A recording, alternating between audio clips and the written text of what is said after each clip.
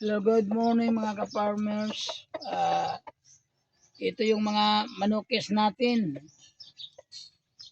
Kakakain lang nila, bagong kain. Yung nakarang araw, itinapi ko sa inyo si Bugoy, yung may uban sa... Hindi, si Bitay. Si Bitay. Yung may uban sa ulo niya. Yung nag-iisa. Ngayon, ipakikita ko naman yung niyan, sa pang sinyal. Pakita ko sa inyo yung isang sinyal. Ito si Bitay ito.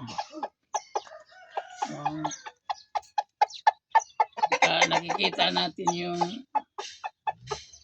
niya, sinyal na yun, uban. Maya na naman natin yung isang sinyal niya. Ipakita ko na naman sa inyo.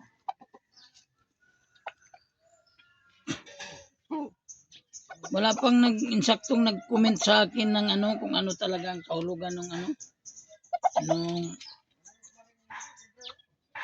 may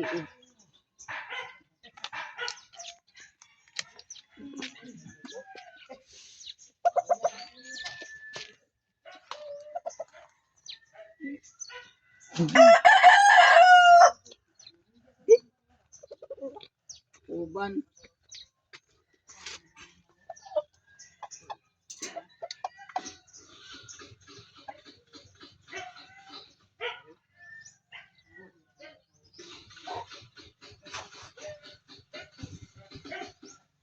Pwede rin si Kwambi.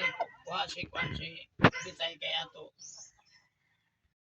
Ito ngayon si Bitay. Pakita ko na naman ang isang niya, isang bertod. Sige. Kunin niyo si Bitay.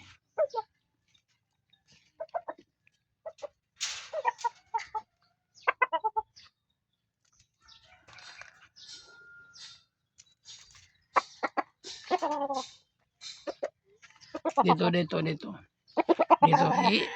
Baba mo. Ano mo yung paa niya, ipakita mo.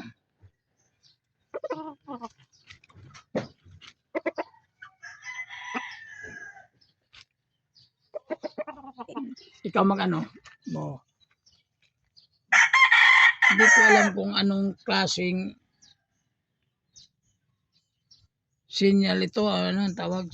Sinyal? Sinyal. Ipakita mo yung parang asiro sa paa niya. Magkabilang paa. Ito, ayan o. Kabilang paa. Ayan o, meron siyang alang. Ayan o. Sige, pakita. Pikas-pikas. Ayan yung isa. Ayan o. Yung sa kabila, ito po.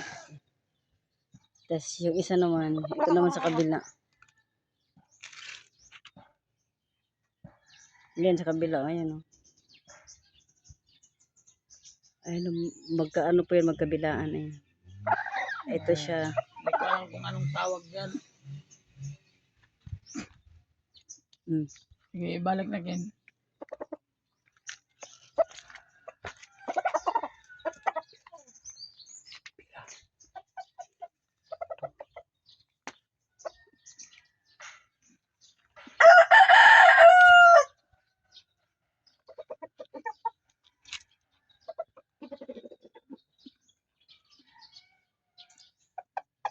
Baka may alam kayo sa kung anong klaseng sinyal ito, paki-comment na lang.